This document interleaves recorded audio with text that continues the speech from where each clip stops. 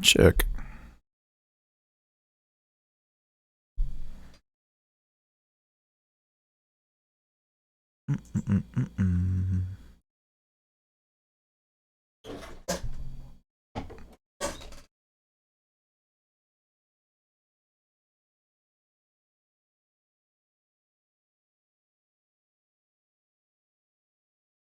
Check. Mic check.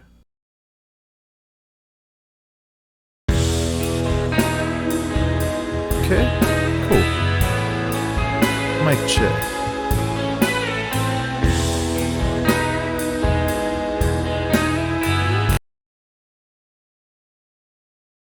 Alrighty.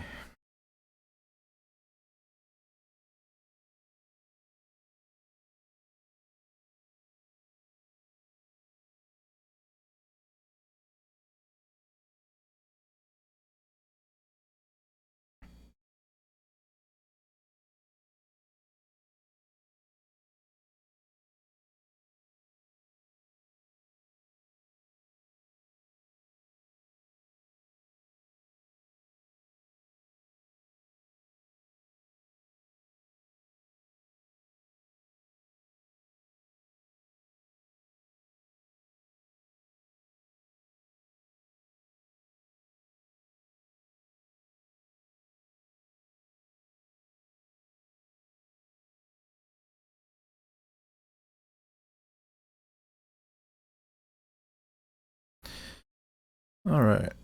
I have never done this before. I have a weird delay on my vocals, so I'm kind of getting weirded out by that. I'll try to compensate by just ignoring it. I'm also recording this, so if anybody wants to watch this later, you can watch that when I upload it later. Let me see if I can help reduce this latency.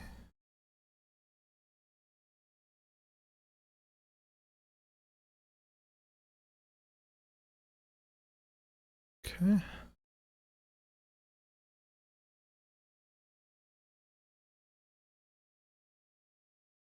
Check. Well, I'll go with that either way.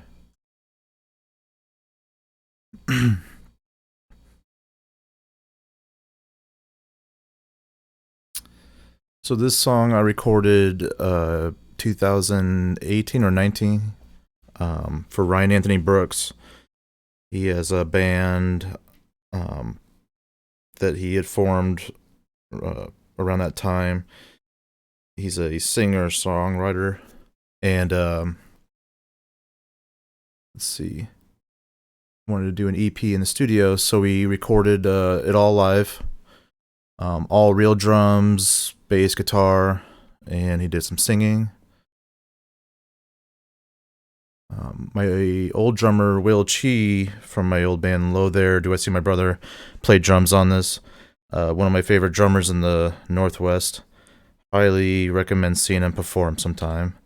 Also, Ryan is an amazing singer-songwriter and performs once in a while. So if you catch him, I think you'll be happy to see him performing. So for my mix, I've done all the editing already. This is just the phase after that. Just trying to get everything balanced and ready for the final stage of mastering. I would say the mix actually starts when you record it, how you place the mics and the tone and dynamics of everybody performing. So if you have a good recording, then that pretty much takes care of a lot of the work for you right there. The drums, I did some cleaning up with the cymbal bleed. So some of the tracks, like the kick, snare, toms, they are kind of processed where there's no cymbal bleed, gives a little more headroom. I'll play that for you. So, for example, kick. This is the inside mic, Beta 91. the porthole of the kick drum, a Beta 52, and the kick sub. It's basically a speaker reversed into a microphone, and it just picks up low frequencies. All those mics give you a full kick sound. The snare, I did snare top and bottom, rack, tom, top and bottom, same thing for the floor toms, hi-hat, ride, overheads, left and right, and then stereo room sound with a stereo ribbon mic.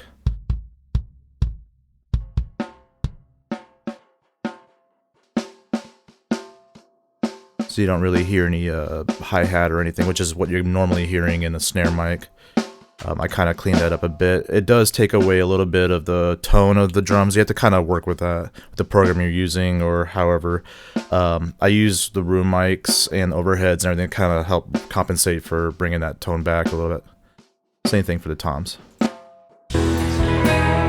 So here is the song, just raw, not mixed, everything straight in the middle, mono. All the levels are just equal volume. So it's going to sound a little muddy, a little loud, or distorted, I guess. But I'll just play it real quick. And I'll probably start separating the tracks and just doing a generic mix.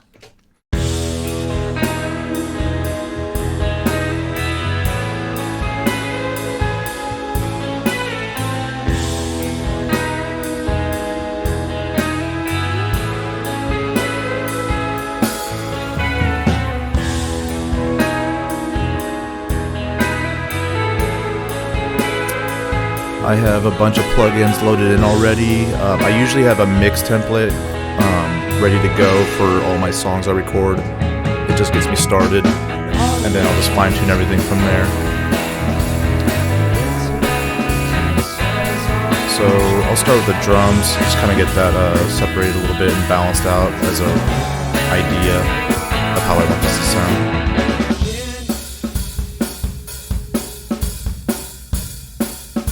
As you can see, that's the master track, the output, and it's kind of getting up there. So let me see if I can help separate this and make it sound not so cluttered. I tried to mix the drums for studio recordings from drummer's perspective. If it's a live recording, I'll do an audience perspective. It basically, in my mind, when I'm listening to this in headphones, I kind of want to feel like I'm there or in that person's perspective. If they're a left-handed drummer, then I'll mix it left-handed in their perspective. Right now I am moving the toms in the stereo image, kind of how I remember the drums looking when I'm looking at it from the drummer's perspective.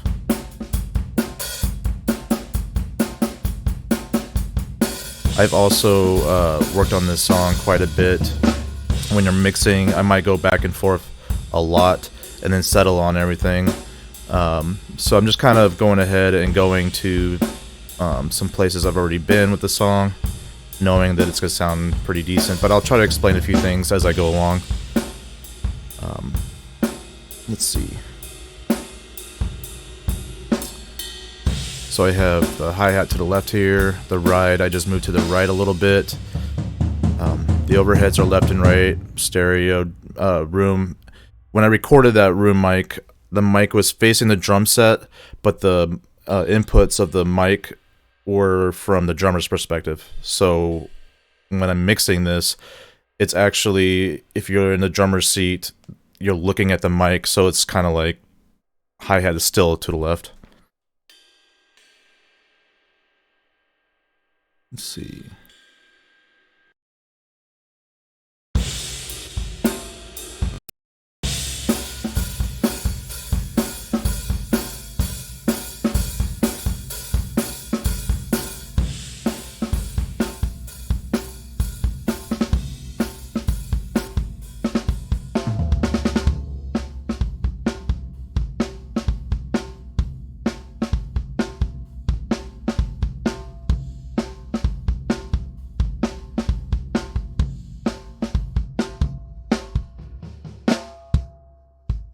Okay.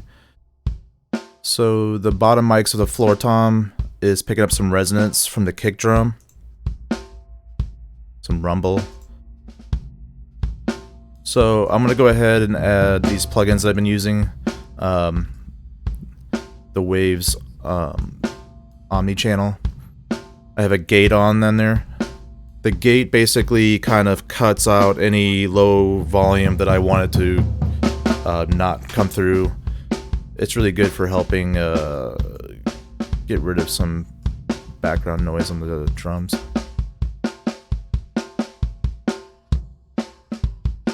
I'm also adding some EQs. So on an EQ, to help get rid of some muddiness or add more headroom. Headroom is like volume. You get rid of some of the low end here. I guess a really good example would be also the kick drum. I'll show you that. So I have some saturation going on. This basically gives it a little distortion, a little tape feel, some warmth.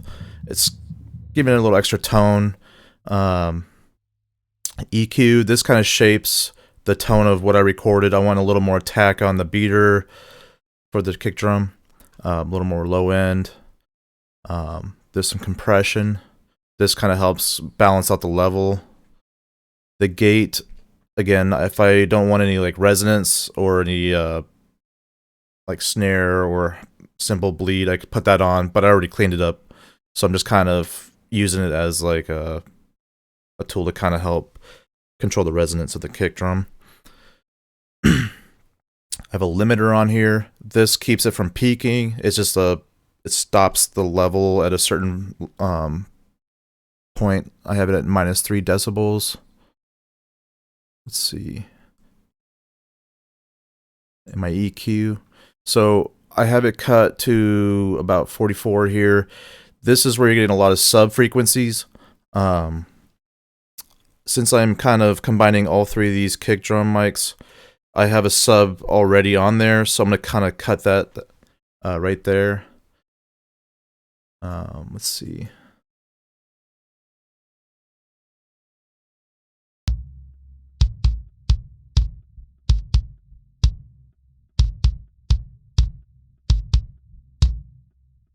Around 200, 300, somewhere in those range. You have to kind of listen to what you recorded, your source. There's some boxiness. It makes it sound a little, I don't know, flat, muddy. This helps round out the sound by cutting that out. Over here in the 4 to 8, you get more attack and clarity. So I'm kind of boosting that to help accent the beater head on the kick drum. Let's see. So here's the inside mic. Here's the porthole. Here's the sub. You can hear it's just picking up the low frequency. I could blend this together.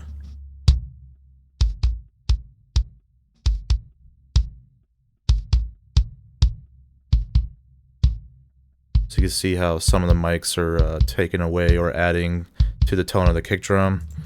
I'm using the channel plugins to help shape that volume, so I don't have to do too much with the kick drum here on the levels.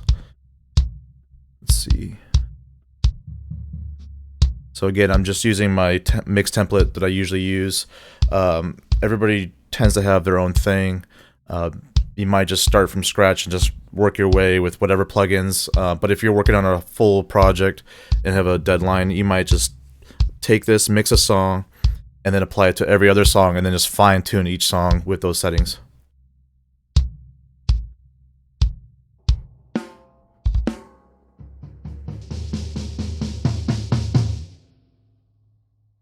All right, let's see here. Okay, so I have some processing going on. You can see that there's some compression, smashing the drums a little bit. Kind of gives it a more of a tack feel. um, but also retaining some of his dynamics and how he was playing the drums.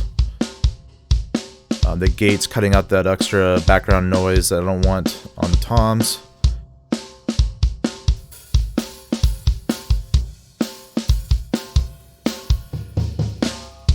The hi-hat, I don't want to pick up any low resonance. I just want the crispiness of it, so I'm just cutting out all that low end on there.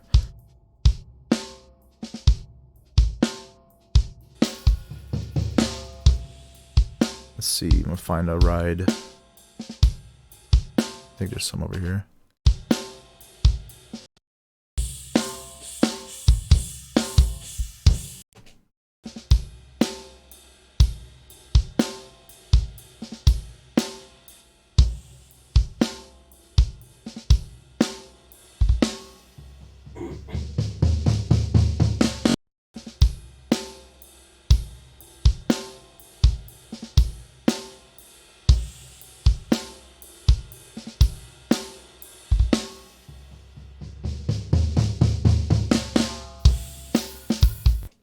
Okay, I'm gonna go ahead and loop this so I can hear it over and over.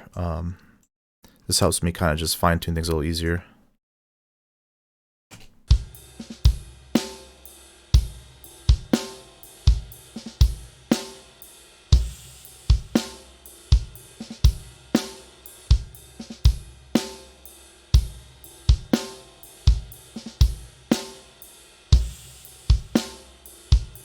Alright, so the kick and snare, I try to make those as equal in volume as much as possible because that's where you're getting the attack and the backbone of the song. The cymbals and everything else, I try to not drown that out, but you definitely don't want to lose that either, depending on the style of music you're mixing.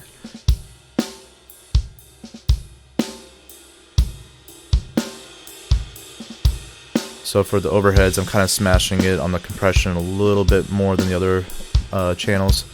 This helps kind of just bring out everything in the mics. I'll just play that only.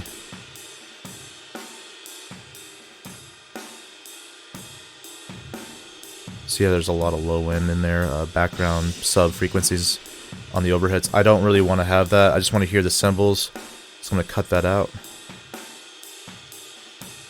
I can go a little further, give you a better idea of looking at it here.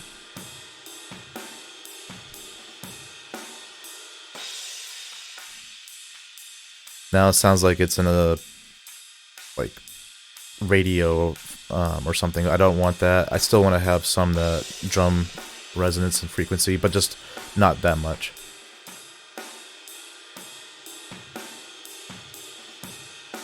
Kind of give it that life.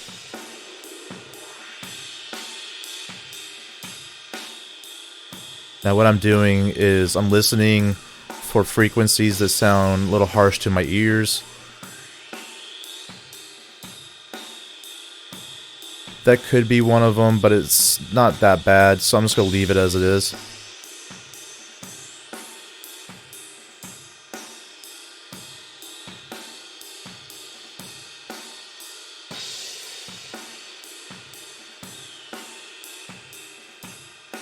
Alright, so now I'm going to duck that frequency.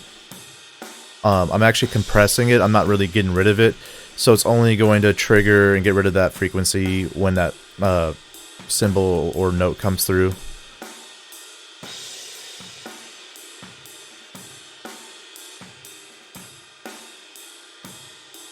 That kind of helps smooth out the sound a little more. The other option I can do is I have this plugin called Soothe. It's basically a set and forget type of thing. This one just came out.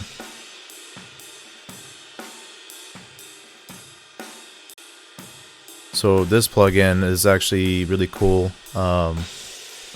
It automatically detects frequencies that are harsh, and you can get rid of how much you want in that frequency or that range.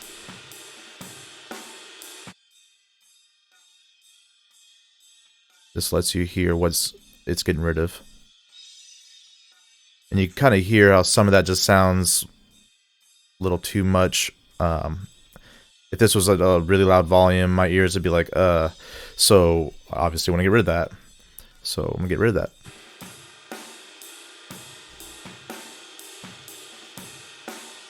Let's see, let's hear the room mic.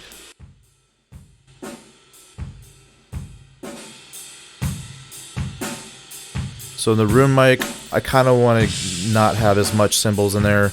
That depends on the placement. You could probably have it close to the floor or angling a certain way. You could put blank ups around in a certain room, kind of control that a little bit. But if you don't have those options, you can use these tools as well. So you can see right there how that just kind of helps smooth it out a little bit. Cymbals. Still there, but it's not as harsh. I'm gonna go a little further with that. Got rid of some of that boxiness. There's some frequencies in here I did earlier.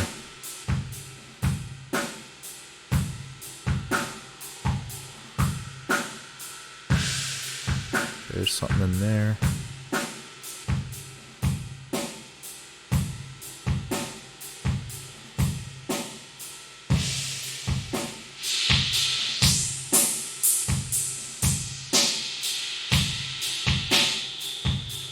Yeah, I don't want that. Smooth that out a little bit.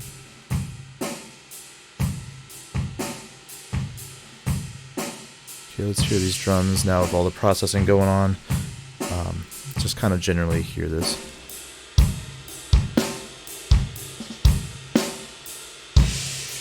So now it sounds like a powerful drum set. It's coming through pretty clear. Kind of want to bring down these room mics a little bit and overheads. Or the room mic, sorry.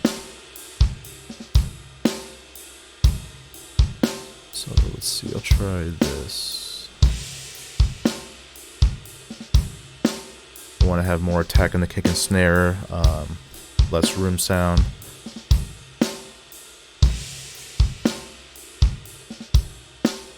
So there's no room mic there.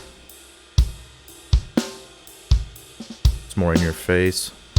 But this song is a fairly smooth song. I kind of want to have a live feel to it. I want to bring that back up, but just underneath everything. Alright.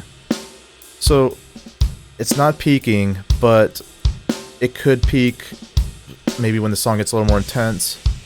To avoid that, I'm going to bring down the volume of these tracks to help avoid it from doing that.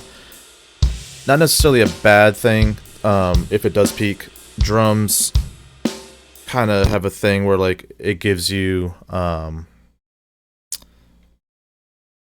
attack by having that little slight distortion. But there's soft peaking, which is like a saturation effect. It's basically like limiting, but it's not really doing that either. It's kind of hard to explain. I've taught myself everything, so I'm not completely trained in school or anything for this, but over the years of recording, you kind of pick up on a lot of this stuff. So bear with me on this.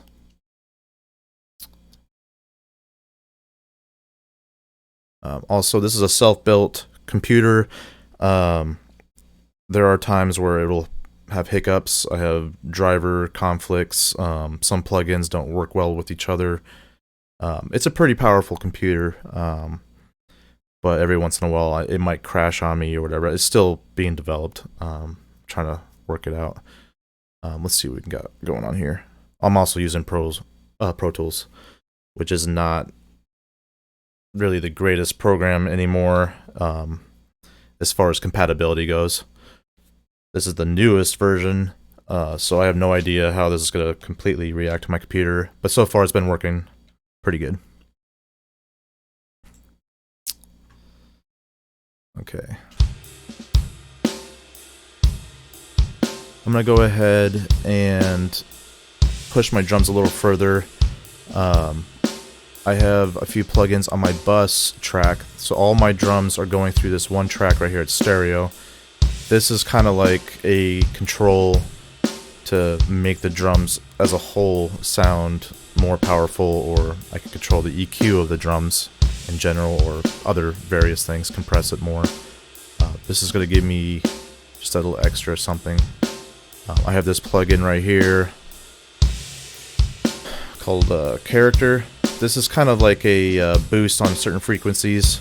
If I need a little more clarity, or I'm trying to remember what they call it. Let's see. So yeah, it's kind of like a little brighter. That's a little too much, so I'm gonna back that off.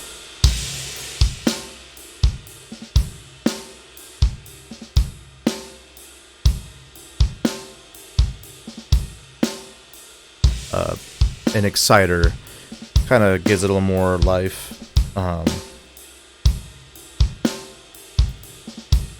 See my EQ.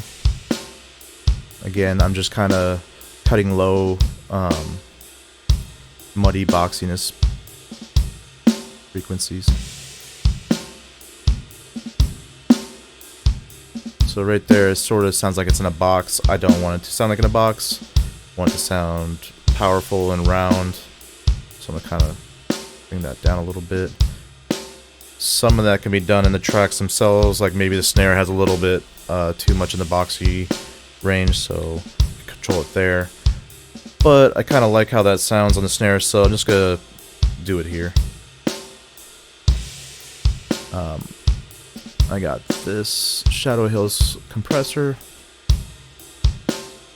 This kind of gives it a little more mixing glue.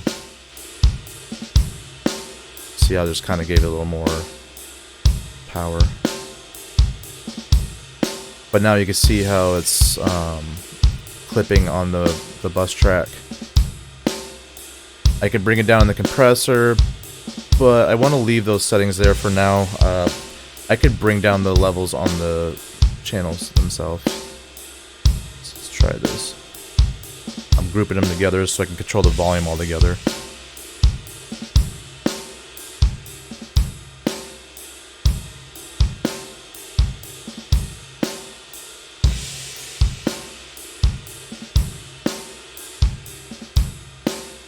I'm also looking at your comments in the YouTube section here. Sorry, there's quite a bit of latency, so I'm not sure when you asked this. Let's see, 3:30. I'll try to answer any questions you guys have. I'm also still hearing myself weird. There's a latency, so it's kind of tripping me out.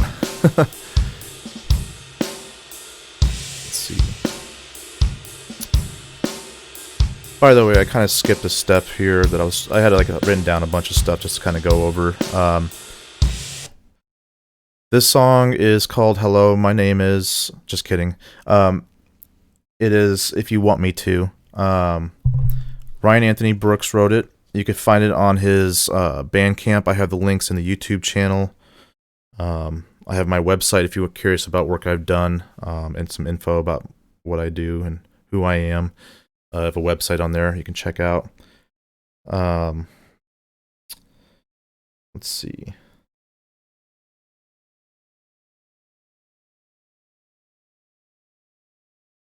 If you have any questions for him, he might be cruising through here as well, including Will, the drummer. If they're not, go ahead and ask them anyways, and I'll forward to them, and they can try to get back to you guys. But just check out their music. They're great performers. Ryan Brooks is one of my favorite artists in the area. Absolutely deserves to be recognized and paid attention to, just like anybody else, but really has something going for him. There's an EP. This was all recorded together for. He released one of the songs a while ago, but it's been remixed, and the EP will be coming out sometime this year, I'm sure. We were just talking about it the other day, but keep an eye out for that. Let's see here. I was bringing down the volume on the drums to kind of control the output of the bus. So there's more headroom there. That's good. Oh, still peaking a little bit.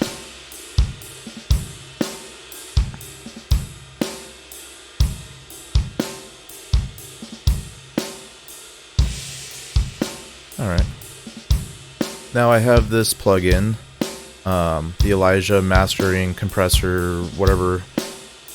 There's a bunch of plugins that have these fancy names. This one is for the final mastering of the whole song, or you can use it for other tracks, like I'm using for the bass and the drums. There's only one feature on this that I like. I mean, it's all good. It's just it has something on here that helps a lot with giving me control of my mix. So it has a soft clip, and what this does is it takes the volume and absorbs it a little bit and turns it into the same volume but lowering the levels. This kind of gives me more headroom to push the track a little more. So you can see how it just went down. Turn it off. It goes back up. But the volume should be about the same. Just a slight difference.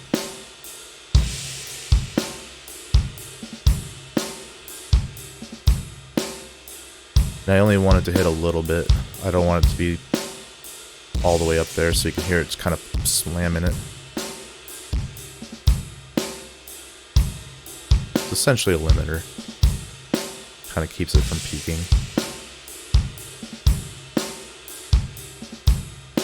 Alright, now that I have my headroom, I can kind of add my final limiter. I mean, I'm kind of overdoing it, but it sounds great. That's all that matters.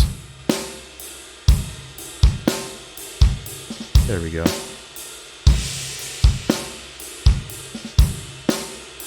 So when I'm recording a band, it goes many different ways. Sometimes I'll have the drummer in the drum room and the band will be in the control room. And they'll either play live together through that, just to kind of have a cleaner sound. Like maybe there's just everybody's too loud in the live room and the mics might pick that up.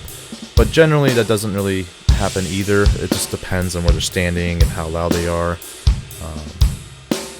But it depends on the band too. Sometimes they'll just have pre-recorded tracks and the drummer will just play to that. For this particular instance, they all were in the control room, just playing fake amps into the computer and singing some just generic, rough vocals through a mic just so Will can hear it. And they played live that way. If they were in the room too, that would have worked just fine. I'm trying to remember exactly how we did this. It's been a moment. But it could work in a lot of different ways. They could probably also be in their own isolation rooms with their amps, or depending on the time frame, maybe that's just a quicker way to record everything and get it quicker. I have various different methods of doing it, but generally I'll have everybody play live, and then we'll figure out some tempo and click track stuff, or they'll play live to a click, or again, just playing to the pre-recorded click track with everything already recorded as a rough scratch song structure. Let's see.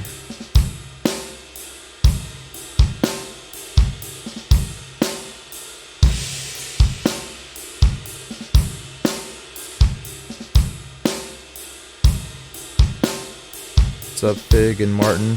How you guys doing? Shouting out to you.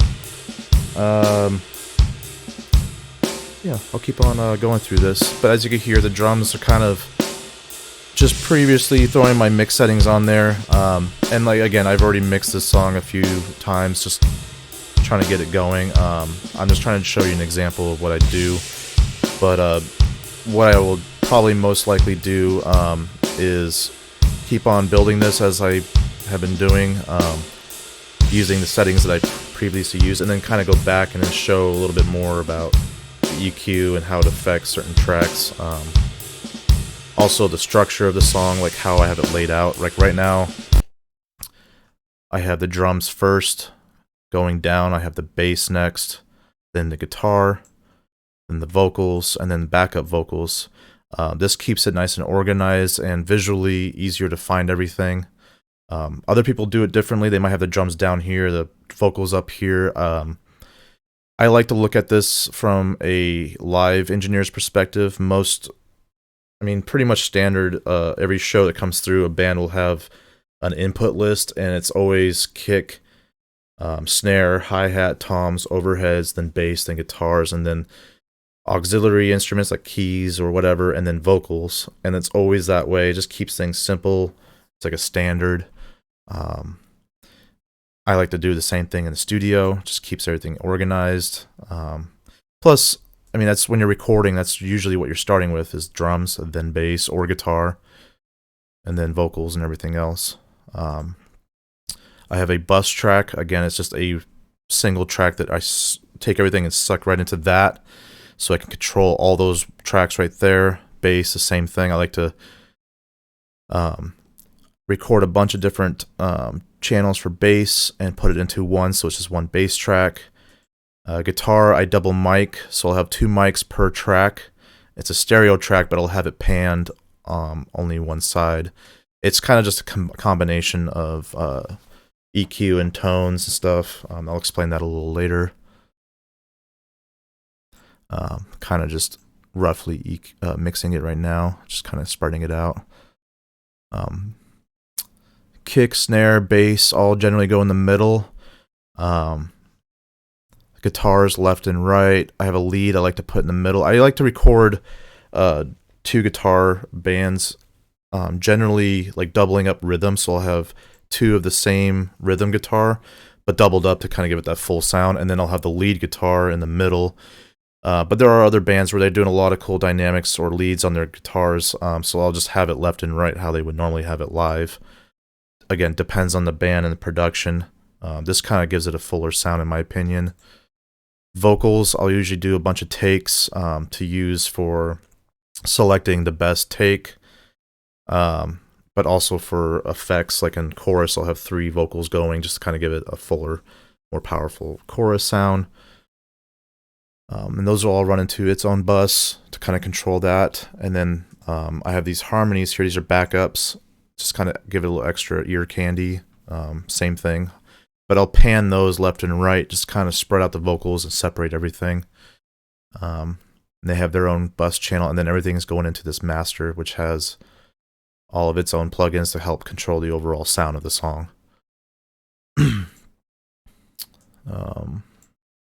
As far as panning, one thing that I've found works pretty well, and I've listened to a lot of mixing engineers talk about this, and it makes sense to me. Try not to overlap on top of each other as much as possible. There's obviously going to be a few things that do that, like, again, the kick and snare. They're all in the middle. Bass, the same thing. I mean, I could probably spread the bass out a little bit since I have 3 tracks.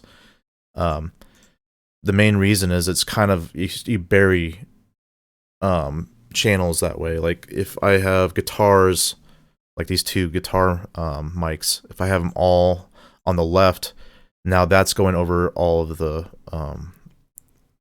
room and overheads and anything else that's panned hard left and hard right. And I mean, if I put it at like about 90, and I usually put about 60 on one mic there, 90 here, 60 on that one. This just kind of gives it a wall of sound. It's spread out a little bit more. You're not burying each other with the tracks, so they all breathe, I guess is what I'm trying to say. So that's one thing to consider. It's the same thing as like levels. You're adjusting these to sit in a mix in a certain way so that they all breathe. The panning is kind of the same thing, just in a different way, I guess, how you look at it or hear it. Let's go back. Oops.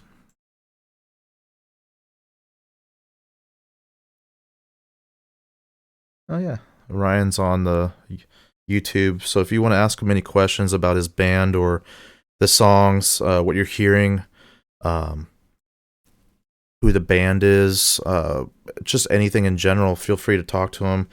I wish I could say there's some shows coming up or ask him when those are coming up, but we know where we're at right now. It's been a pretty crazy time. I've been a bit sick. I'm getting a lot better. But we'll all get through this. Let's see. I'm going to try to keep this going. I know this could take a while to go through a mix, so I don't want everybody to be bored or taking up too much of your time, even though I think we all have quite a bit of time. Let's see. I'm going to go to my bass now. Let's see what we got here.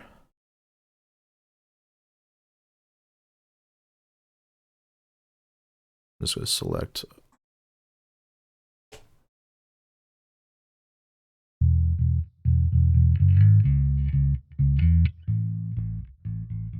Now, I'm not sure what we used. It might have been a Ampeg SVT4, because the studio has that in a 8x10 cab. He might have used his own amp. Dylan recorded bass. I haven't seen Dylan in a long time. I think he lives in Eastern Washington now. If he's on here, hey Dylan. Not sure if you're paying attention. Miss you, bro. Great bass player. I know he had some great gear too. I think he did bring his own stuff, but in case he didn't, I mean, it might have been the SVT4 Pro.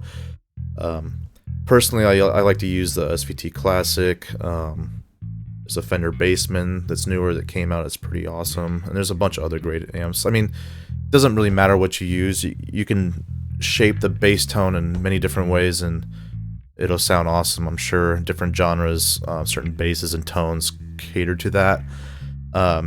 He had a Fender Bassman, I believe, and a bunch of effects and a DI. I think it was a Sans amp, or a Dark Glass, I'm not sure. But what I like to do for bass, because it's really unique compared to guitar,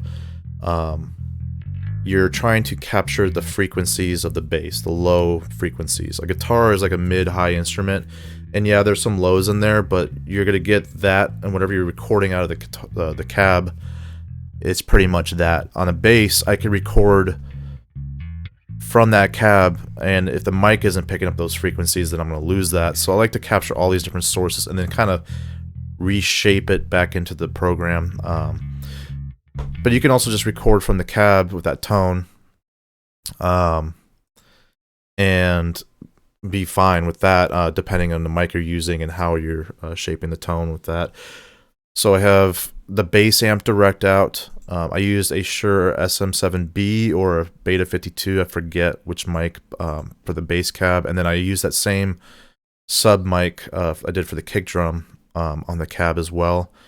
Sometimes I'll also take the bass DI track itself, in case there's some bass distortion being used. I like to use a little bit of the clean bass tone just to kind of bring in back some of those lost frequencies you might lose in a distorted track. But that's pretty much all I'm doing with that.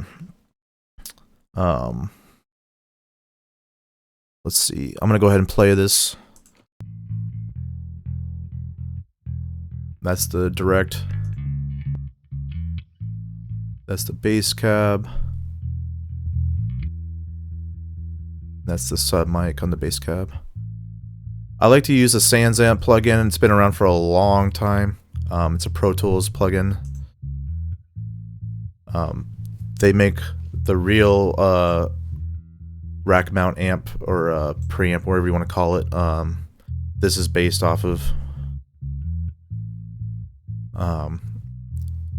I don't think they make it anymore. Maybe they do. But I've been using this for a very long time. It's pretty powerful.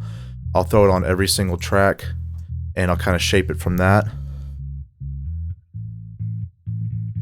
I'll show you some of that.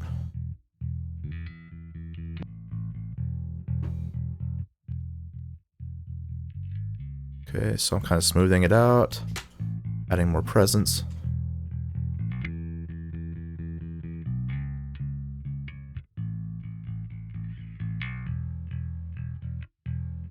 So it's kind of giving more attack. But I want it to be a little smooth, a little of attack. On the mic, I like to add a little more attack, a little more grit to it, because it just seems to have a better resonance. This plugin, the MV2, it's kind of like a compressor limiter. It basically takes the low volume and the the high frequency and the low frequencies, and you could squish it so it all just stays in the middle, and then control the overall volume. It's great on bass. I use it on guitar as well. I mean, I could pretty much use this on everything. Again, kind of like a one-trick pony. Like, you don't have to really know what you're doing to mess with this. There are a lot of other great plugins that do the same thing, and you have more control over the dynamics. But I'll go ahead and just mess with this so you can see what I'm talking about.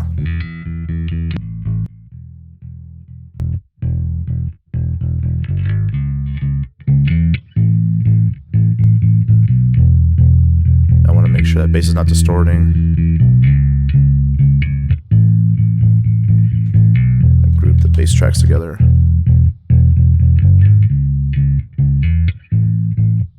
So I'm going to give some headroom in that bus track.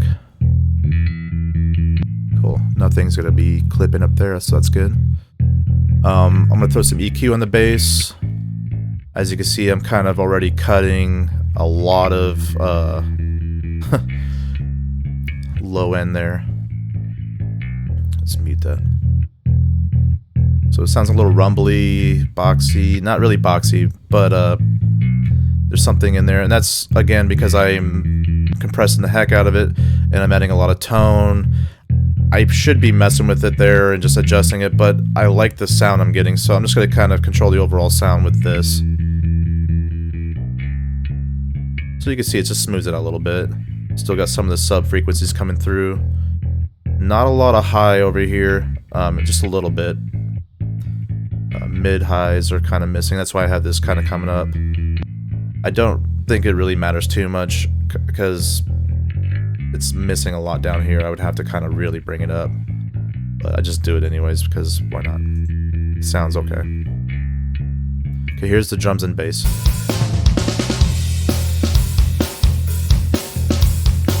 Alright, now I'm going to bring the volume back up a little bit, adding another MPT there.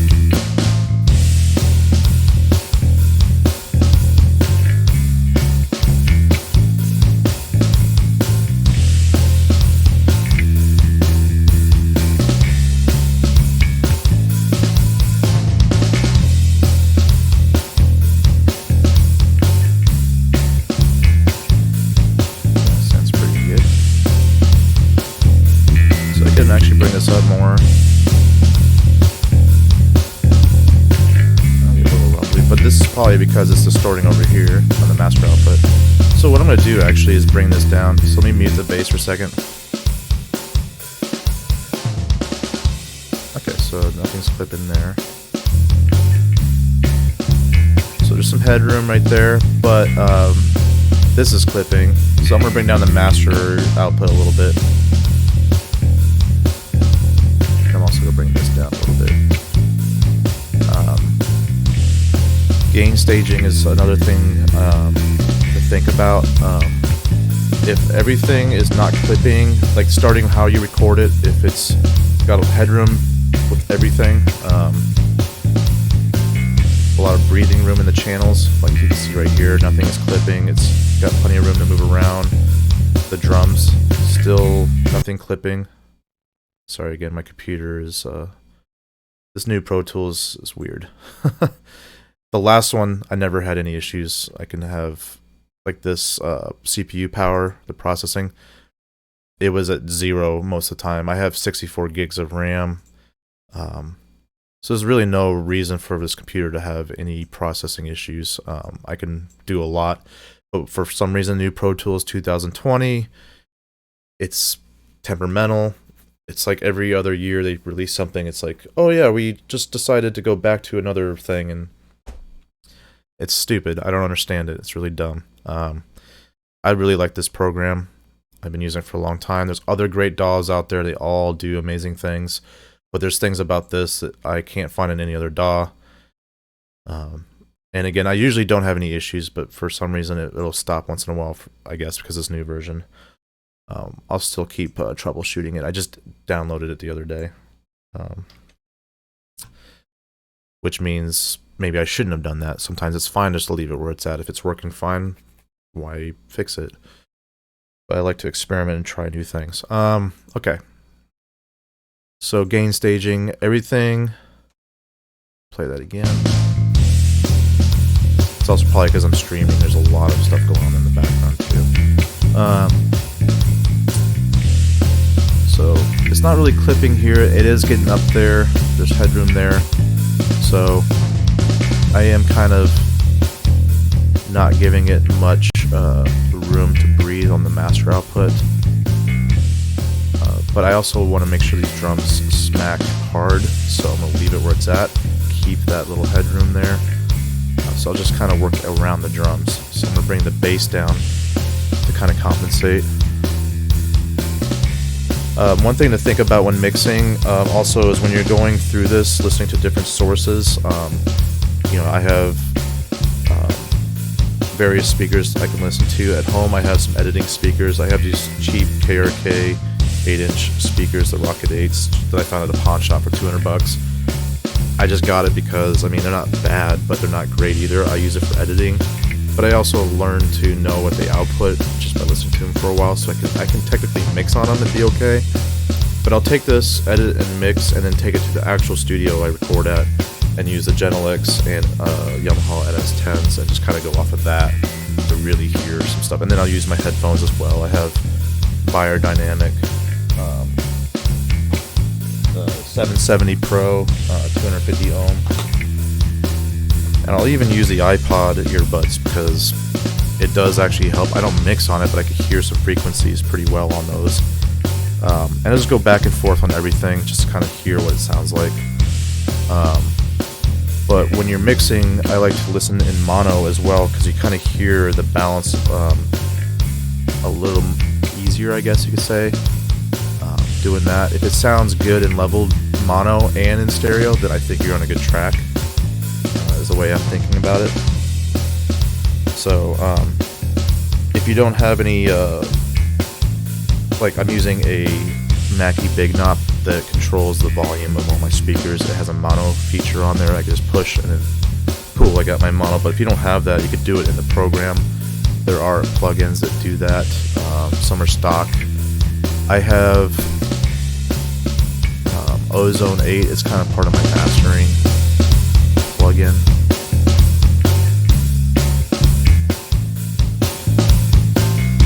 But it also lets me do mono. But I'm not trying to hear the mastering right now, so what I'll do is I'll throw this mock plugin. Let's see.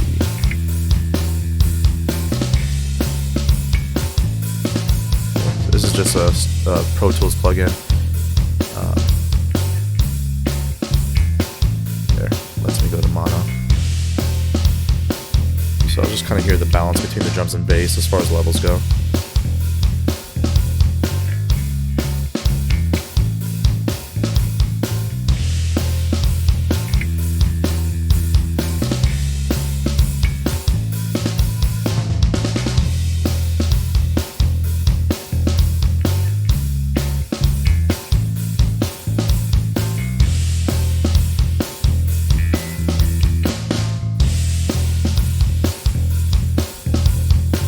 You know what? I'm gonna smash the drums a little more.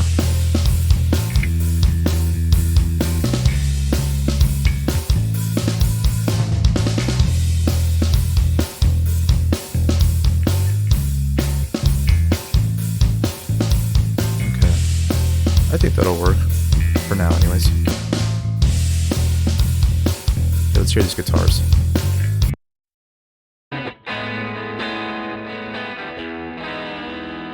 So for the guitar, I like to use the Shure SM7B and the AKG 414 mics, one on each speaker of the cab I'm recording, or if it's a combo, it has one speaker, I'll just throw it on that. The tone of the SM7B, it's a dynamic mic. It's really thick. It's got a really flat sound to it. Just kind of sounds great to me, so I like to use that. And then the AKG 414, it's a little bright, but also kind of neutral. A lot of features on it. Those combined together give me a full dynamic and EQ range I can work with. I like to have my dynamic mic kind of panned a little bit all the way out, and then the AKG a little bit in the middle, not like in the middle, but between the middle and far left or right. I'm basically creating a wall of sound. So as you can see, left and right rhythm guitars. I have it kind of just bam, bam, bam, bam, left, right, but also kind of just spread around a little bit. Let's see.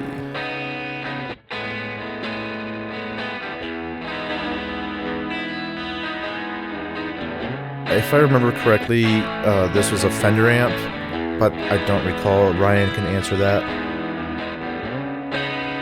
Might have been a Vox. I think you had a Fender Twin Reverb or a DeVille. I'm adding a little EQ in the guitar to kind of control some of these frequencies. So let's hear this. I just want to have the mid and highs, so I'm kind of cutting that sub frequencies out, even though there's not much there anyways. Just kind of controlling that.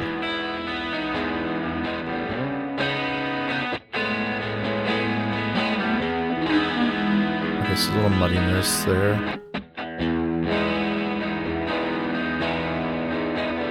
Get rid of that. Now you can hear that doesn't sound too great. That's a little bright. So I'm gonna get rid of that.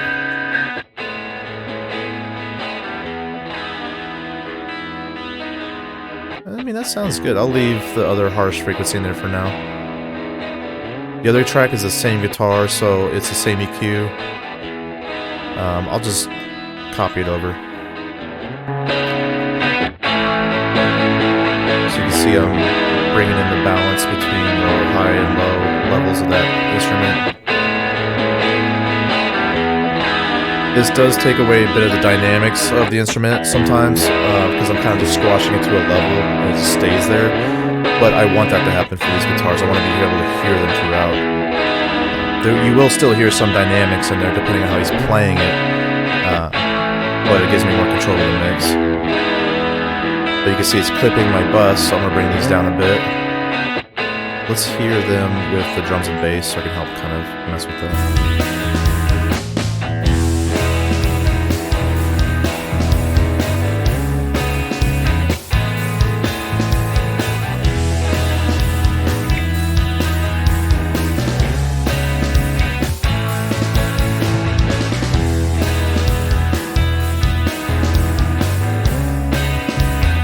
Actually, Ryan, I believe you're right. I see you said he brought his Kemper or his Kemp's profiler.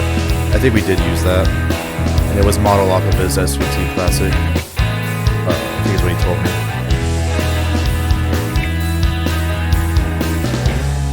So I'm adding EQ to the overall buzz track of this guitar. I want to hear how these sound together.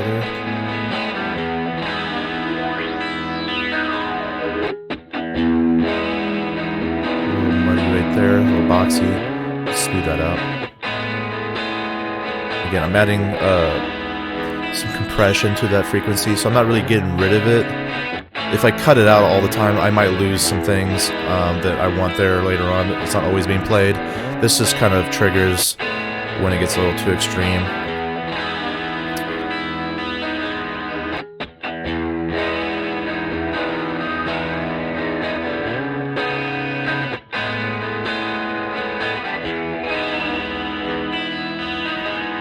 Right there, a little harsh.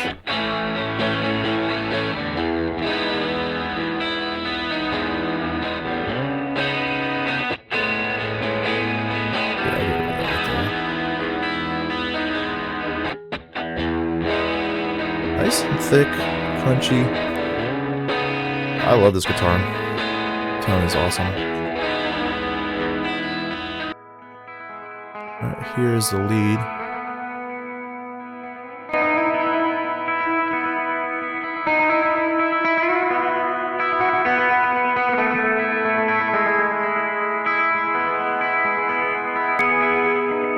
Right there. So yeah, just bring up the volume of the frequencies, narrow it, and just kind of sweep the band and see if anything sticks out that's like a little too harsh in your ears. That's probably a frequency you don't want to have in there, so you'll just duck it out.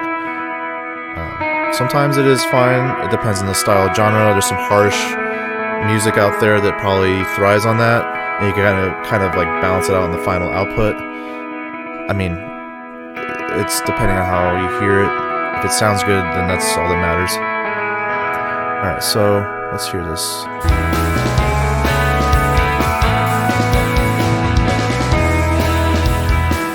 Bring that lead down a little bit.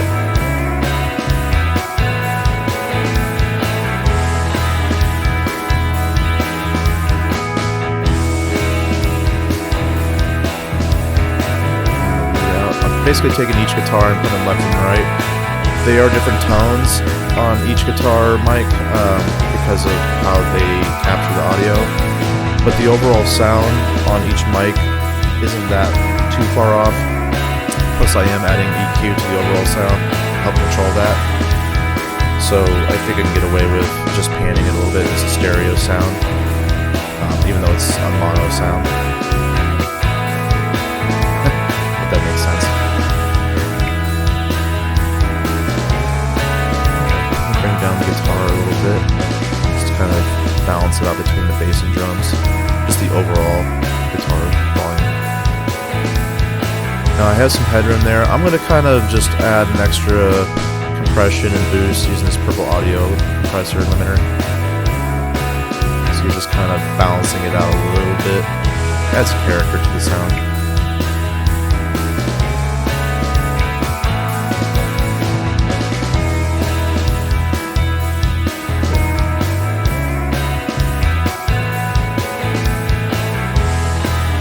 Now, let's hear the vocals. Start with the main one. Then winter comes and says I've missed you so, but the feeling's not mutual.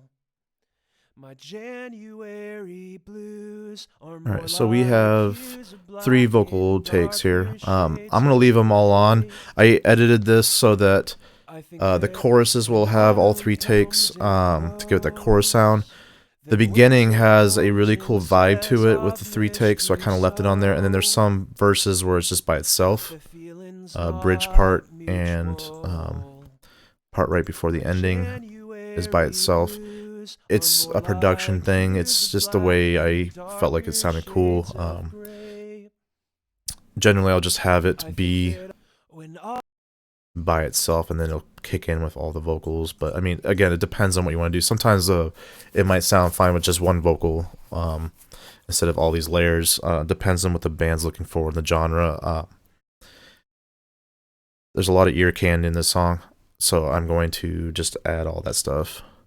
The plugin I like to use for vocals to kind of compress it, because you can see how it's a little loud here, a little quiet here, and pretty loud up here, especially towards the end. I want to balance that out so it sounds like the same volume all the way through. You'll hear his tone of his voice by how he sings, the dynamics of his voice by how he sings it. So let's see, it's not going to matter too much of how much you squash the vocals with that, because you want to be able to hear it. 2 different things with this. I'll either record the vocals coming in with some compression using a outboard gear compressor, or I will do both just to have options. For this one, we just did it raw. I think I used a Neumann mic or a Bach mic, a Bach Audio. I don't really recall. It's been a little while. All I know is it had a really smooth character to it, and his voice came through it pretty well, so I think I just kept it raw just so I can mess with it later in the program. So this program, or this app, sorry, this plugin is a custom vocal plugin, Maserati from Waves. Again, it's a really simple, you set a few knobs and it's like, okay, there you go. So if it sounds good, why not? Otherwise, there's other plugins out there, other outboard gear that can do the same thing, and they have their own character and tones. But I'll go ahead and play this so you can see what I'm talking about with the way this balances out vocals. This is just one step. I'll EQ it as well, and maybe add some extra features on the bus output to kind of control harshness, de-essing like this sibilance, um, some reverb, just shaping the vocals to make it sit in the mix.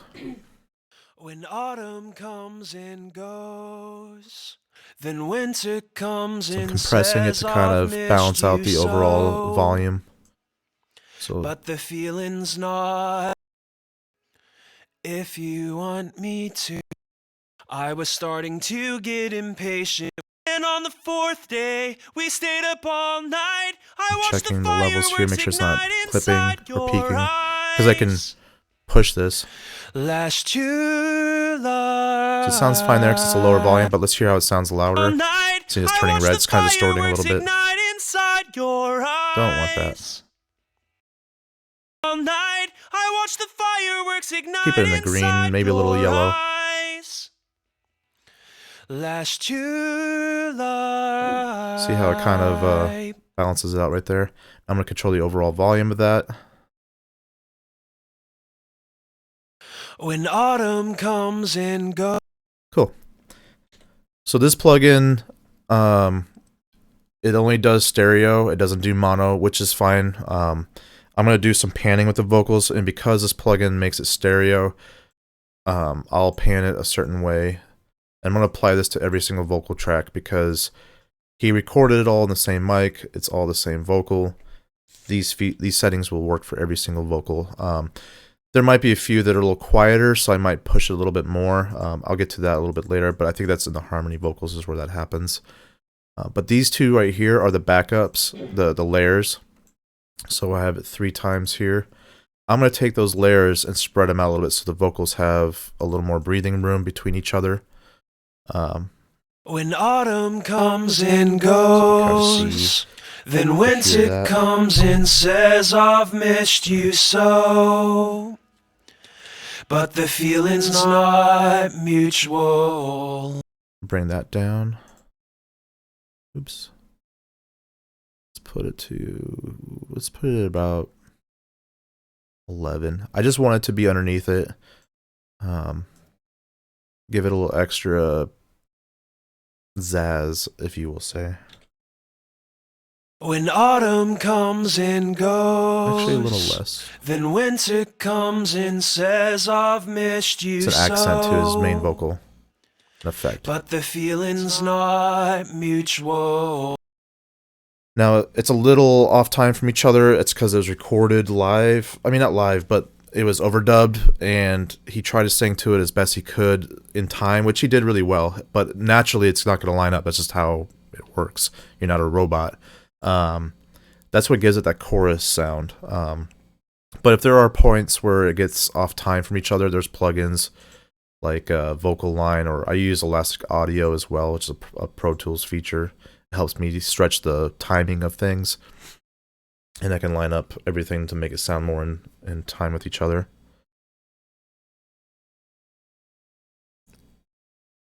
Let's see.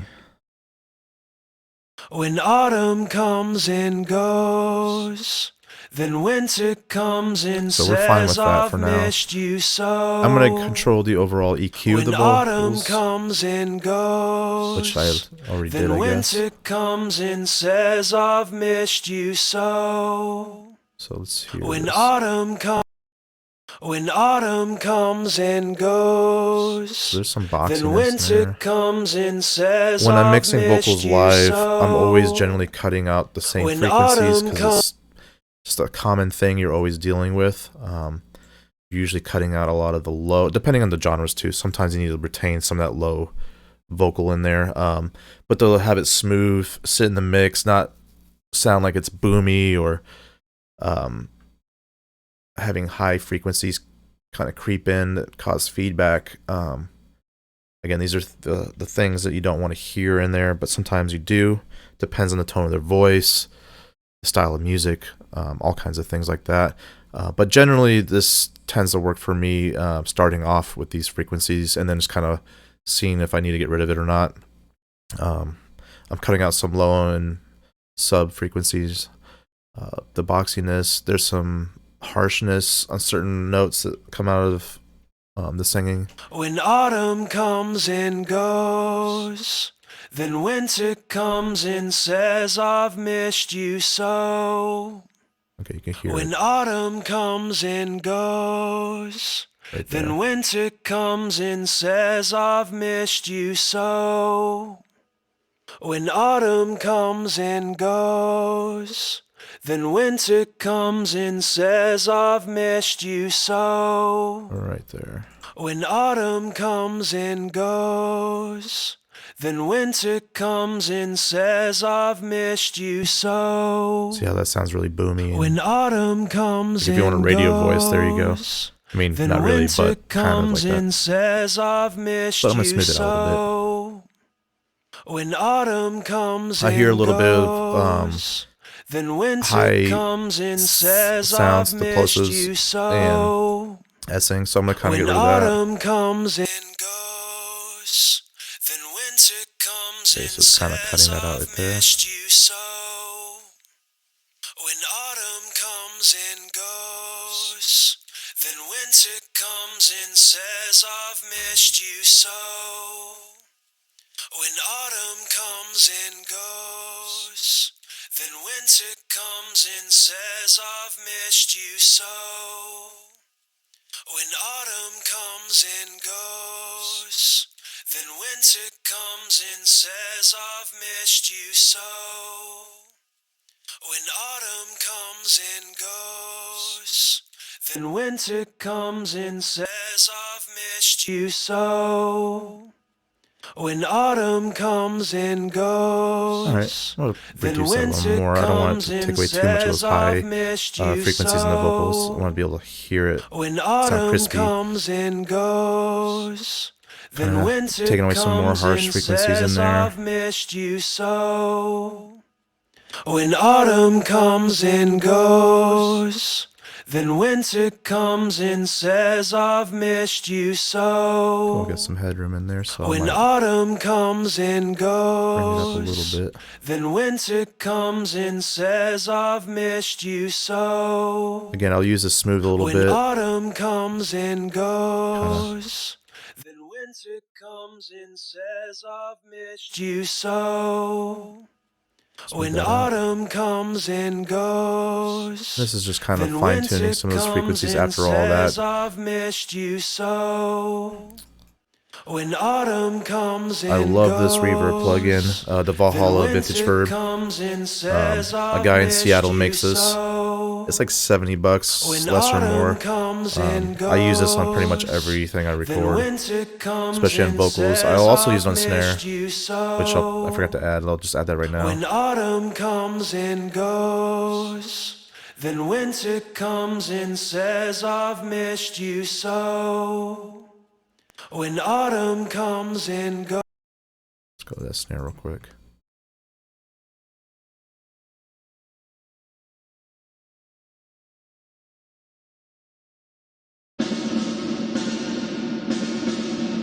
And I have a snare I already saved a setting for that.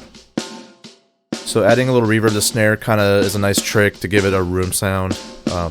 Lets the drum sit in the mix a little more. See, now it sounds like it's in a huge room. Take it away real quick. So it's still in a room because I have the room mic there. But I don't want it to sound like that too much. I wanted to have a different type of room sound. I obviously don't have a huge drum room to sound, record in, but I can get close to that by just mixing it a little differently.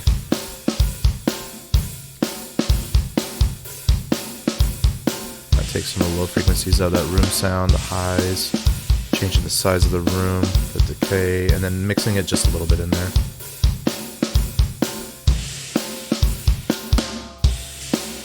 Okay, let's go back to the vocal. Then winter comes and says, I've missed you so. There's a lot of cool things you can When do with this. autumn comes and goes, then winter comes and says, I've missed you so. When autumn comes and goes, then winter comes. Okay, let's hear these harmonies. One thing to think about when you're mixing is automation. Maybe I want to have the volume change in certain parts of the track. So what I could do is change the volume just for that particular moment. It's you're automating it to turn up and down. There's a lot of that in mixing. I try to avoid that as much as I can. I like to keep the dynamics that was played and just balancing the compression and the mix in general. But there are times where I do automate, and again, it depends on the genre, what they're looking for. If you're going to overproduce the heck out of it, you could do a lot of cool stuff with that. I mean, it depends on what you want to do. For this song, it's really just kind of a straightforward song. I don't really need to do a whole lot of automation at all. Maybe I want to trigger a reverb to come on at a certain time, have a different effect. It depends. Let's see. Harmonies. Let's see here. Okay, so there's a few here.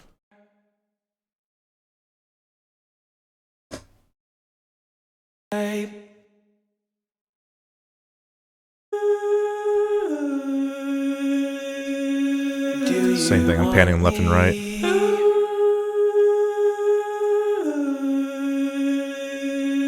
Do you want me to? Another moment we're embracing every single moment of time. Okay, so just backups. Some of them are harmonies. That feeling's long gone, lonely faded. Then your summer's smile laid on the west side of my shore. How could I ask for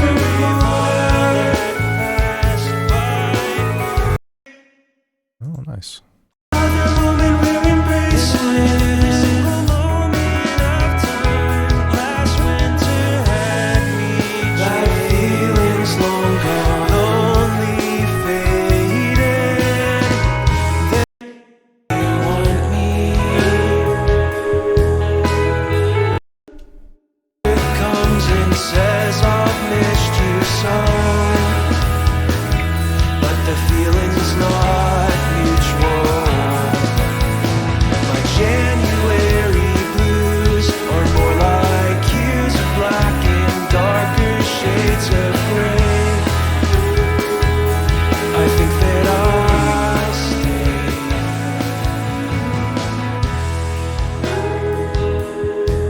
Just brought down my master volume a little bit to kind of keep it from peaking. If you want me,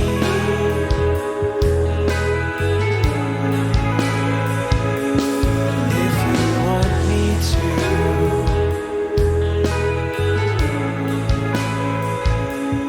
if you want me. Bring down those blues a little bit. I caught a feeling in the summer, the only lover that I'll ever love again. It's a mono. Still sounding pretty decent. I might make the vocals a little louder later on. This is just an example, kind of start off with. I watched the fireworks ignite inside your eyes last July.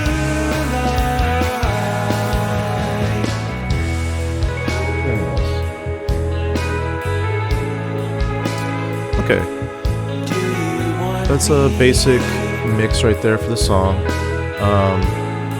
Let me start working with the master output. This is the final sound of the song. Kind of goes into mastering a little bit, but it's not really mastering. I'm basically shaping the sound of the final song, EQ, any frequencies that are coming through in the end that I don't want in there, compressing it to make it sound more powerful, make it all glued together. Basically everything I can to make it sound as good as possible before I send it to a mastering engineer, and they'll take the song and then finalize the sound, so make it louder, or maybe there's some stuff I missed in the mix that he can fix, or basically send it out to fit on the format I want it to be on, like CD or the internet, whatever, or vinyl. vinyls mixed a little differently. There's certain frequencies that shouldn't be there, cause the needle to skip, you name it. But you can also master at home. These days, everybody can just download plugins that do it all for you, and you can kind of just wing it. And I'm kind of joking with that, but you technically can. I have a few mastering plugins that I use, but it's also because I have a sound that I'm looking for, and sometimes mastering engineers won't make that final sound what you kind of think it should be, because it can affect the overall mix with whatever they do to it. So I mean, I guess that goes back to how you're mixing it. If it sounds good from the get-go, then you shouldn't have to really worry. But some people like to mix with the mastering involved to give it that final sound. So I mean, I don't know what I like to do with that. If you're sending it off to have somebody master your song, I'll probably do my own master as a reference, just kind of give them an idea of what I was looking for as a final sound, but for them to kind of just do their thing with it and just have an idea of what I was going for. So that's kind of a good idea to have sometimes if you have that option and you like can do that or whatever. That kind of gives the person something to work with, an idea, instead of just kind of guessing and then going back and forth a million times. Also, you might want to send off a few different mixes, maybe one with a little bit lower vocals, a little higher, just various versions in case whatever they do to the master might need it to be a little louder. They might send the song back to you and ask you to readjust something because there's maybe too much snare in there or something, or the bass is too low, has too much low end. It's not to say that you suck at your mix. It's just they're trying to help you make your song sound great. It's just a professional thing that happens and how it works. Some people might take it differently because there's a lot of communication about, hey, master my song, and what sometimes people are asking you to do is, hey, produce my song, mix it, do all this crazy stuff to it. Basically, write my song for me sometimes. Like, the communication and lingo has changed so much on how everybody understands it. It's kind of ridiculous now.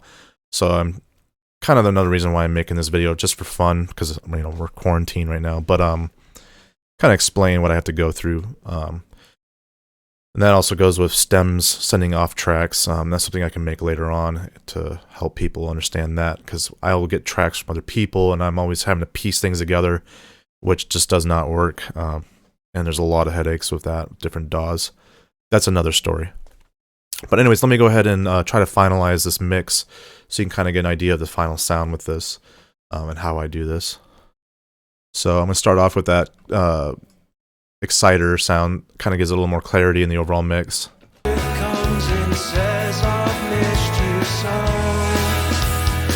you kind of see how it spices up, but that's way too much. It's just a hair, just kind of give it a little sizzle.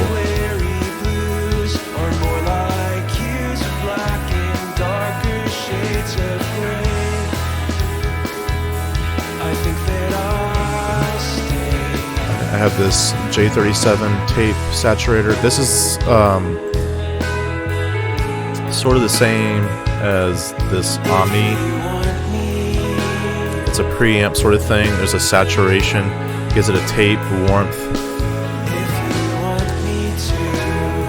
It's a subtle thing. You can hear some differences in how it affects it. That's why a lot of studios are doing hybrid recording now. It's actually been around for a while, but they'll record to tape and then record into your DAW, or record in the DAW and then to tape. Kind of best of both worlds sort of thing. The saturation is probably the new game right now. There's a lot of plugins out there where you can saturate each track to make it sound like it's taped. It's just a sound that is kind of well desired these days still, depending on the genre you're going to. It's a pleasant sound.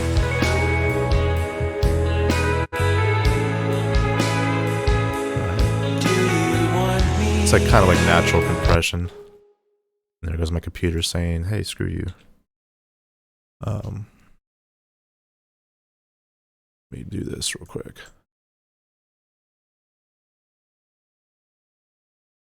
So EQ on the final master here, I'll do that. if my computer works again. Alright, so my mix has a pretty good balanced sound, as you can see right there. Nothing's too much up here, no too much up there. So that tells me I'm doing okay so far, for the most part, just visually looking at it. One thing to think about when you're doing this is you get caught up so much in looking at what you're mixing. Maybe you should just close it and shut your eyes and listen to it for a moment and just absorb it in your ears, because again, that's what really counts. It is good to look at visual stuff because it helps you understand what you're looking at and hearing, and it can help you learn about these frequencies. These are just luxuries that we have these days that people didn't really have back then. So it's kind of cool that we have these tools, but I mean, the real art is in hearing it. So that's my opinion. Let me see what we got here. The only lover that I'll ever love again. Okay, so I hear a little boxiness right there. I was starting to get impatient with lonely memories. More boxiness, harshness, naughtiness. I watched the fireworks ignite inside your eyes. So I might bring that out.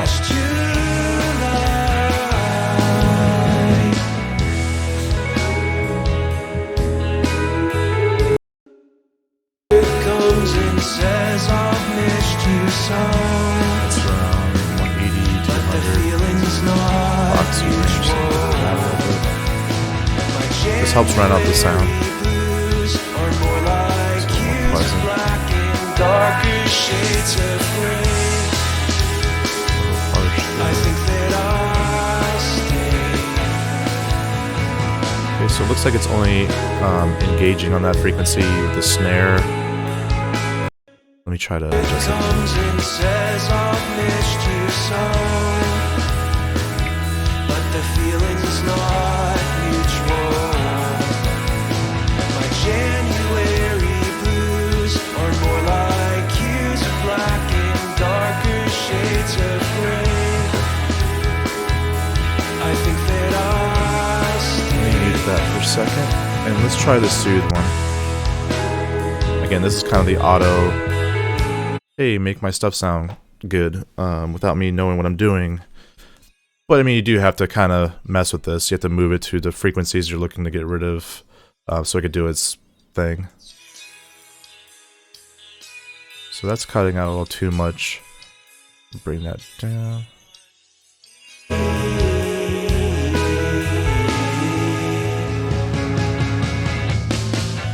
caught a feeling in the summer. The only lover that I'll ever love again.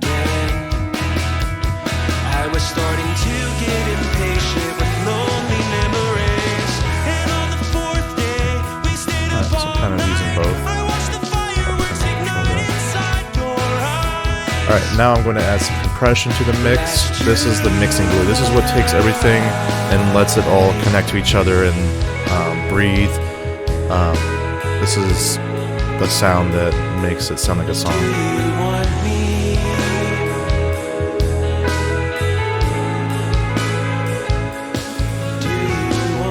That's pretty good, but let's saturate a little more with that. Yeah, that brings out the bass a little bit more. Very nice. I also have a stereo width. This controls mono to stereo. If I have a mix that has a lot of stuff going on, or it's a little busy, or if I want to have more of an effect, like the guitars to kind of pop out a little more, you can spread it out the stereo mix a little more. So you can kind of hear that a little bit without my computer failing me.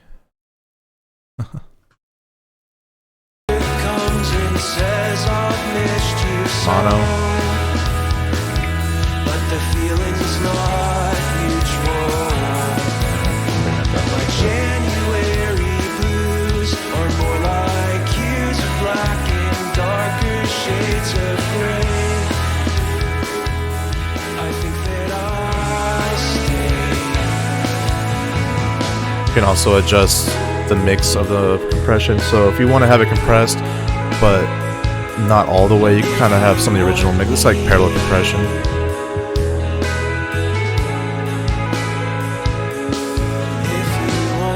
Parallel compression is where you have the original track and the same track doubled up, and then the original track is just left alone, so it has its full dynamics. And the other track will have compression where you're kind of smashing it down a little bit to control that, and it gives it a little bit of a fuller sound, controlled sound, kind of mix it in a little more. It's the same idea, you're mixing the compression with the original sound.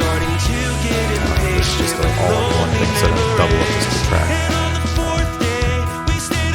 As far as I recall. I'm going to go ahead and add that soft clip again.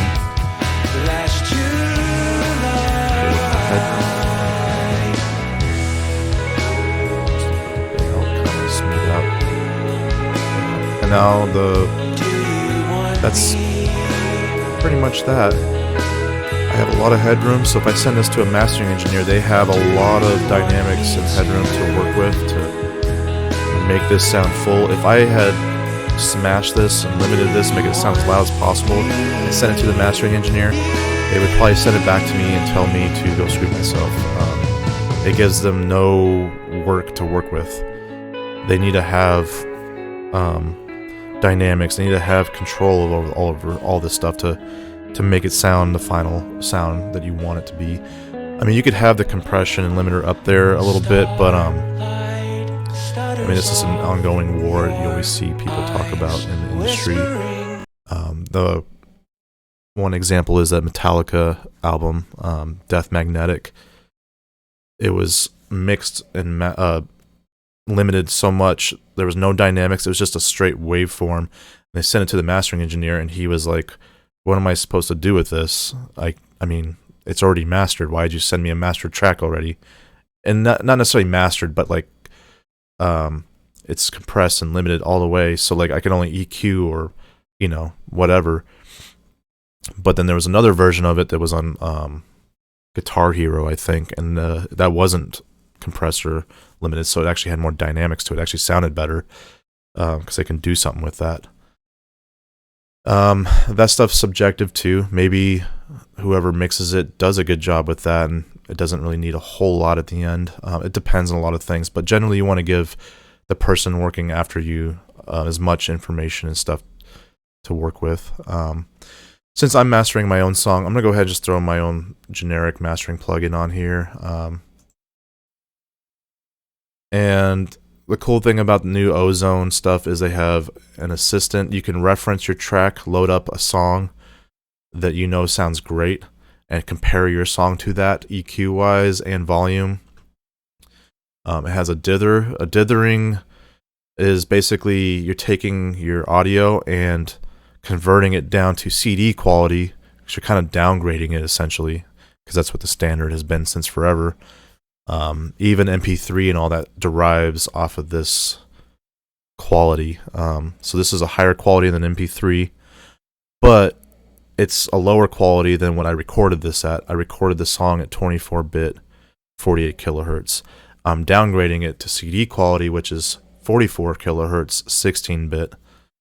And because of that, it's going to take away some information in the audio. So this kind of helps smooth out that transition. Maybe I might lose some frequencies or reverb audio quality. I mean, there's a lot of different factors involved. I just have this set at this because I've been messing around with this for a long time, and these tend to work pretty good. There is a science to all this. Again, I didn't go to college for this or anything. I've been just learning like everybody else, watching YouTube videos and working with professionals. And it's, again, the end quality. If it sounds great and it's at the standard that should be for the final output, then you should be okay. This master that I did earlier, based on this mix, I just kind of loaded that preset up. I have some EQ, some final EQ, just kind of like tame all the things I did up here, because I have a lot of processing going on that'll affect each other. And it might need it or might not, but I feel like it benefits a little bit just because of how it sounds.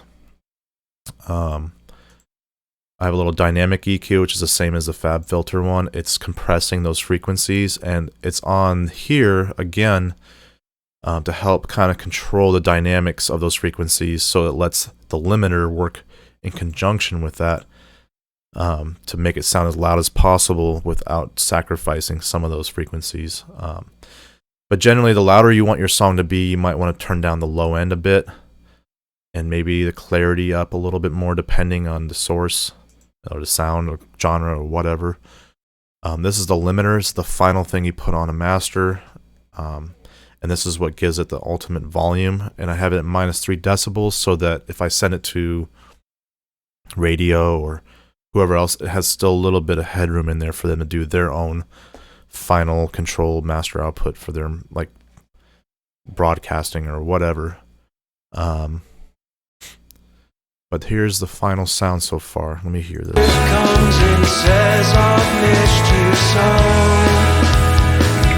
but the feeling's not mutual. My January blues are more like hues of black and darker. Okay, I'm gonna go ahead and play the whole song.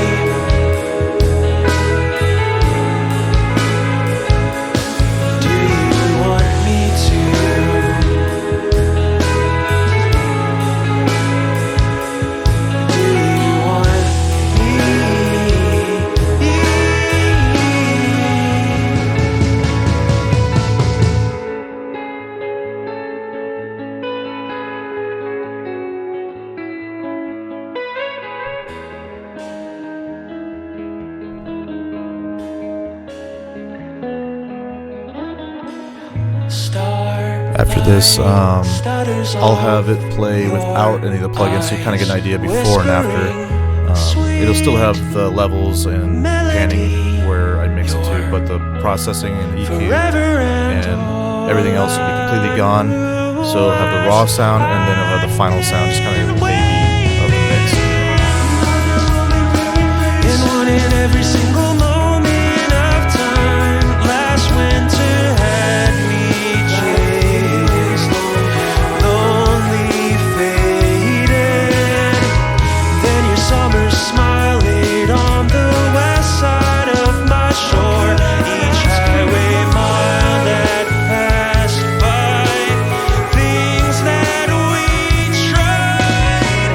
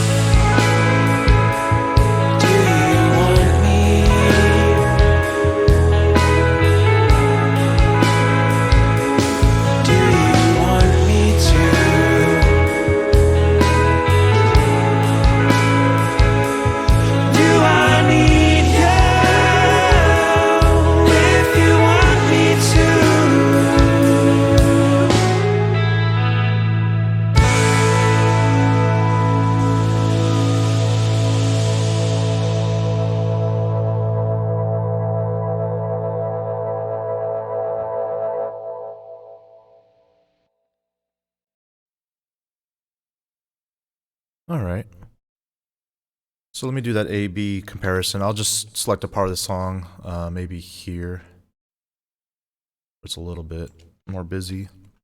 Um, I'll loop it and I'll turn on plugins and turn them off. It might trigger a spike in the CPU and just like stop. But either way, you'll see what I'm talking about.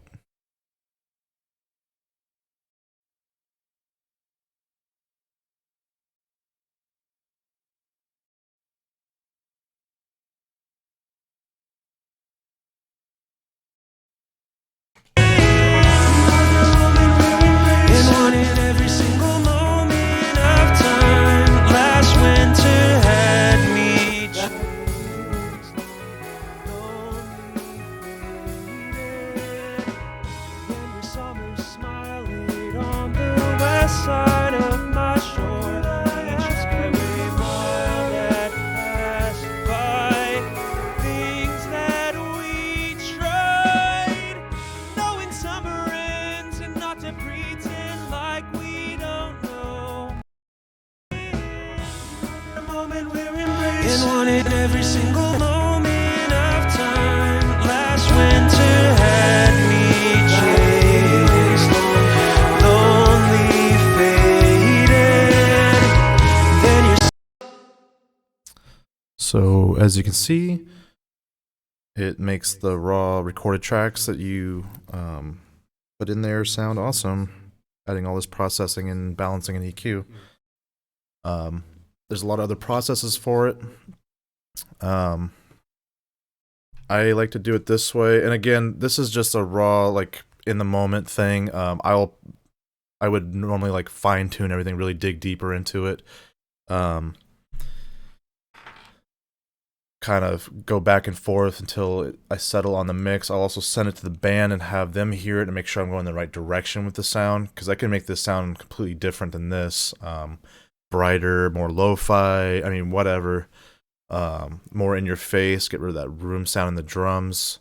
Maybe less tone, like get rid of some of the extra tracks, thin it out a little bit.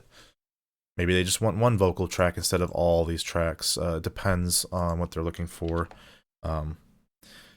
And it's a process with that itself. Let's see here. One thing that forgot to mention, again, I've never done this before, but I have friends and I've seen other people do tutorial videos, and they get more in depth to it and they're easier spoken. I'm also hearing myself weird with the latency, so bear with me with that. But when you're getting rid of frequencies in tracks like kick drum and bass, they share a lot of the same frequencies with a low end, a lot of thump and resonance. If you're scooping out one thing or another, they can work in conjunction with each other. So you can see right here, I scooped out some of the frequencies on the bass right there, and on the kick drum a little bit right here, so it left it open on the kick drum. Well, I got rid of it on the bass, but I left it open on the bass here where I got rid of it on the kick drum. That's another mixing technique. You're kind of mixing it using EQ. You're letting it breathe on certain frequencies, and it lets it come through easier. It helps lessen the muddiness. It adds more clarity. That goes for everything in the mix. Same for the guitars. That's why I got rid of some of the low end, all the sub frequencies. Kind of helps let the mix breathe a little bit more. So it's just things to think about like that. If something sounds muddy in your mix, you might want to look at how you're recording it, the tools you're using to record it with, the placement, blah, blah, blah, blah. But ultimately, the end result, the EQ you'll add to it, just to help shape the sound in the mix, let things breathe between each other, letting the panning sit in its own place and letting things kind of breathe within each other. So I have like hi-hat and ride on 60, and guitar, one of the mics is on 60. Maybe I should put that guitar on 65 instead of 60, so it lets that hi-hat and ride breathe a little more.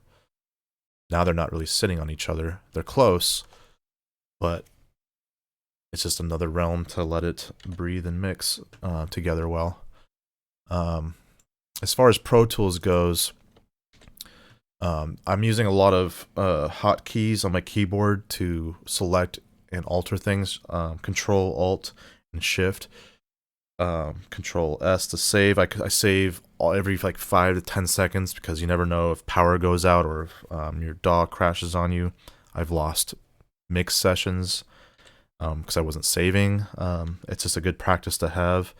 I have my quick fades, my quick cuts and deletes. Control X.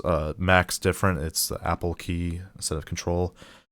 Um, and they all just have their own thing, but that helps me edit and mix a little quicker.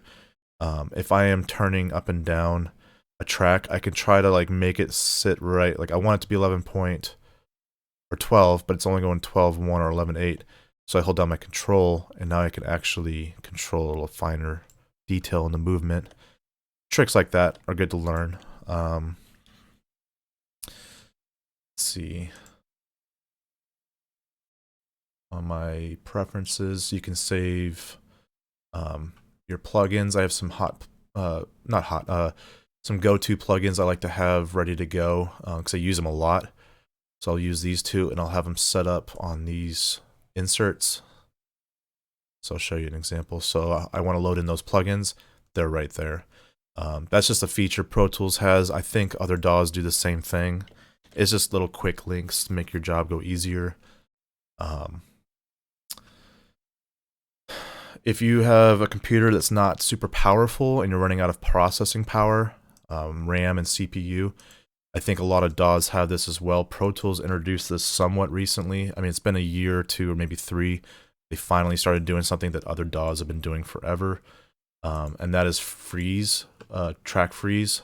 So let's say my overhead, I'm using all these plugins, but they're probably taking up a lot of processing power. What I can do is just select that track and freeze it, and it's going to render it temporarily with all that processing, so that my computer can run better, and I'll still have all those tones and EQs and processing on there. And if I don't want that, I can unfreeze it and it just goes back to it, and I can adjust it again. That just kind of gives you a little more resources to do a mix, in case you guys are curious about that. Trying to think of anything else while that's doing that, just to kind of give you an idea.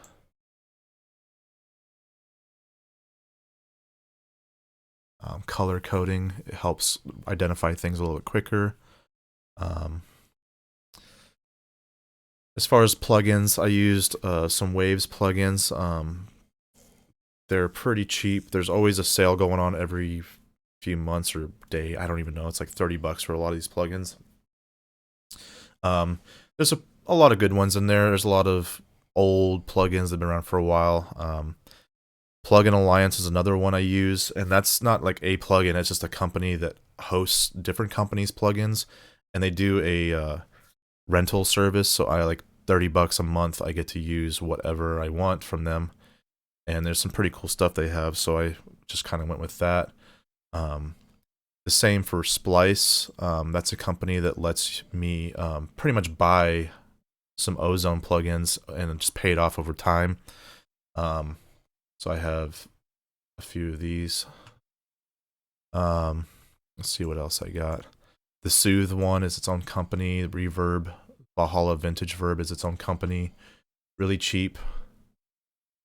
Also local for Seattle area. And Fab Filter, I use this all the time. That's from a Fab Filter company. Let's see, anything else I got on here? I also listed this in the event page, what plugins I've been using on this song. But you can use the most generic basic plugins, the stock plugins, and get some pretty similar results. So just mess around with that.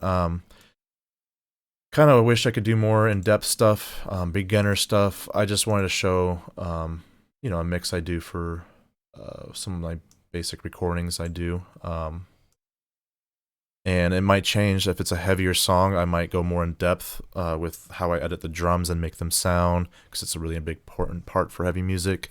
Same for guitar and bass on that. I might mix it differently just to make it pop a little more, add more bite. So you can see all these plugins were rendered mute for now, so it reduces the processing power. And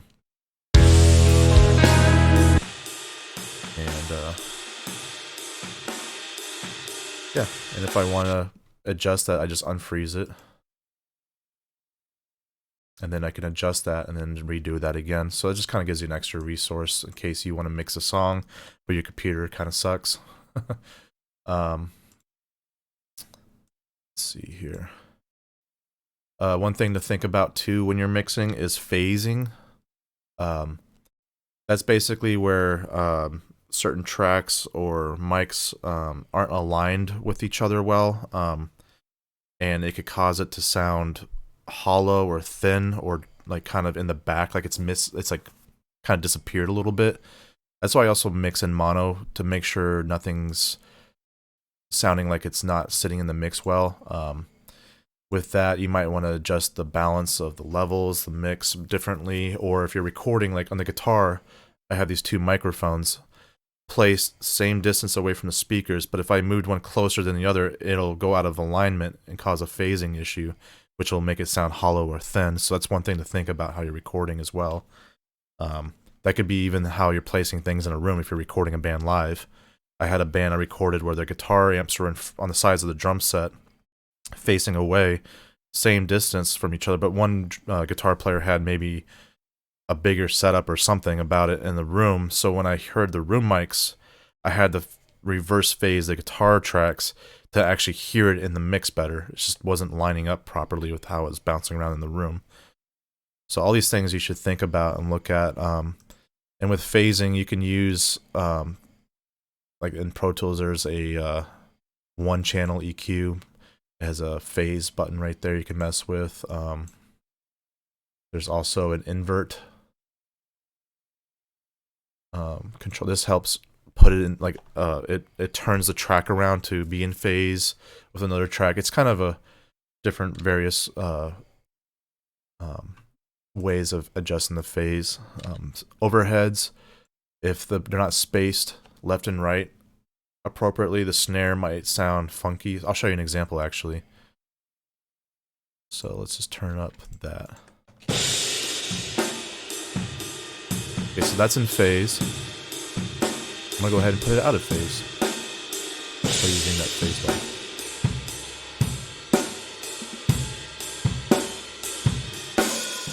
So you might notice a slight difference there.